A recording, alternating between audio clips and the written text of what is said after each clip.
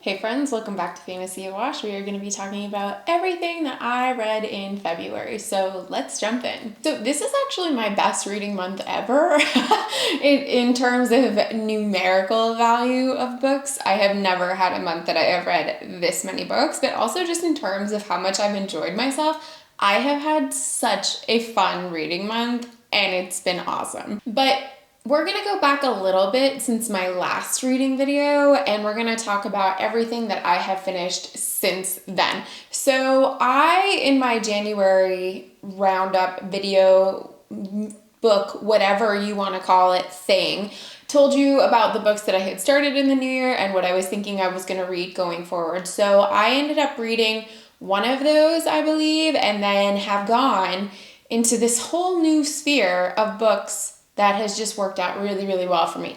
But after my last video, I jumped into The Bone Clocks by David Mitchell. I ended up doing that as a buddy read with Joanna from Joanna Reads, and we did a wonderful discussion with that with Jimmy from the Fantasy Network. I'm going to link that here. If you've read anything by David Mitchell, you could maybe watch the first bit of it. If you are interested in The Bone Clocks, you can check that out.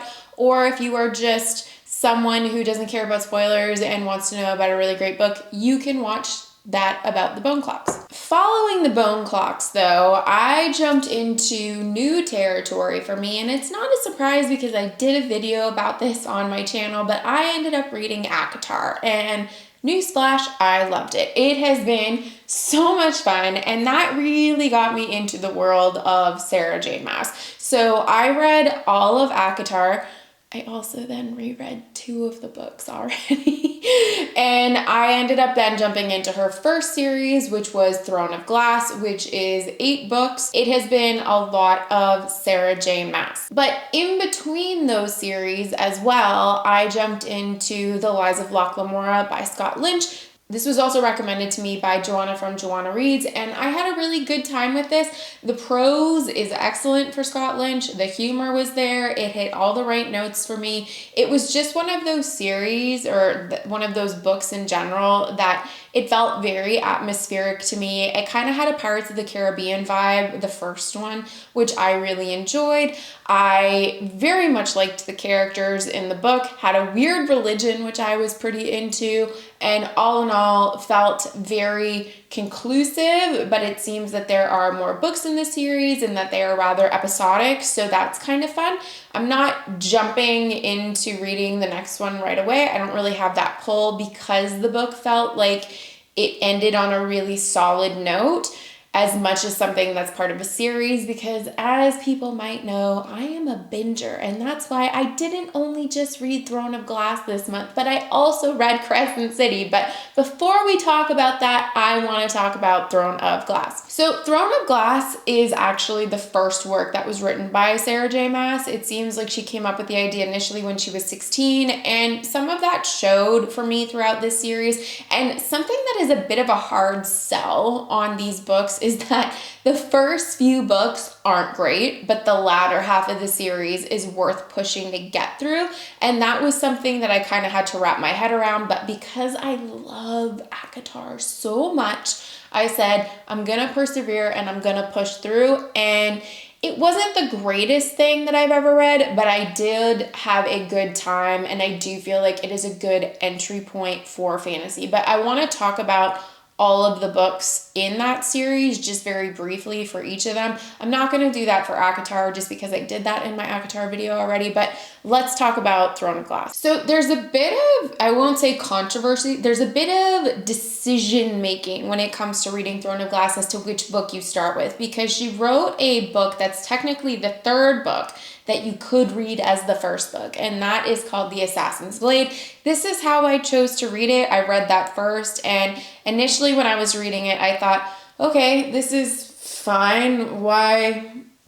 But as I made my way through the series, I felt that Mass did a really good job at kind of bringing all these things back into the story. Now, 8 books is lengthy for a series, but it's not the same thing as reading 8 Stormlight books or 8 books of Malazan or Song of Ice and Fire. It's just not the same quality caliber prose. It's much faster and much easier to breeze through. So if you're someone that kind of leans into YA or new adult fiction or fantasy, these will probably be good books for you. They're really not smutty compared to ACOTAR and compared to Crescent City. But these of all of the works of Sarah J. Maas, I feel like are the most YA until the latter half of the books. But starting with The Assassin's Blade, I thought it was fine. And then that brought me into the actual first written book of the series, which was Throne of Glass. Throne of Glass starts with a character named Selena Sardathian, who is the world's greatest assassin, but she has somehow found herself locked in prison in this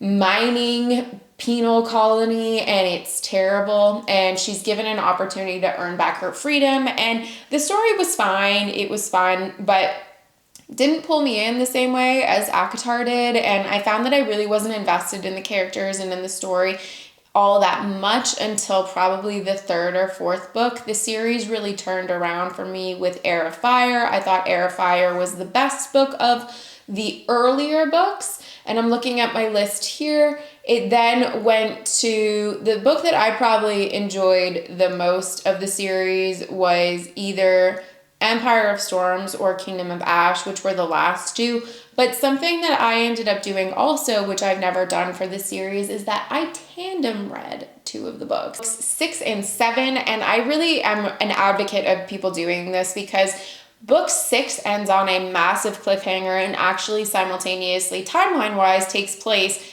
as book 7. It's all happening parallel, same time, in different places with different characters. And book 6 is from our main protagonist, and book 7 kind of went off the rails in that she gave a whole book to this other guy who, in my opinion, sucked. I really think that if you read these books tandem, it makes it so much easier to digest and process because you don't have a whole book of that one character who I'm not going to name because I don't want to give any spoilers away. But I think the tandem read was a really interesting experience. There's guides for this online if that's something that you want to do. And then book 8 I thought was actually a really great final book to a series. I know a lot of people are passionate about Throne of Glass, and that's great. I'm super happy that people feel that way about it. It's probably not a series that I will reread. It's not a series that I plan on purchasing the physical copies. But if my daughter, when she's older, wants to read them, I'll say, you know what, go ahead, because I do think that they are a decent enough gateway for fantasy for young readers that it is worth a lot of people checking them out. But because I just haven't had enough yet, apparently, I then jumped into Crescent City, and I have now read the 3 Crescent City books. I ended up liking these way more than Throne of Glass. The first Crescent City book I was a little thrown with because it's urban fantasy, and urban fantasy is not usually what I read. Really, the only urban fantasy I think that I've been very passionate about is American Gods. Other than that, I don't even think I've read much urban fantasy, but I ended up really falling in love with this story. I like the characters in this book. I like the world. And in terms of villains, I think Maas did a very good job in establishing who the villains are in this world. She did a good job of connecting things from previous books, and that's all I'm going to say about that. But I had a really good time with the Crescent City reads. I know that book 3 is kind of contentious as to whether or not people have loved it. Apparently so is book 2, but book 2 for me was 5 stars. I absolutely loved it.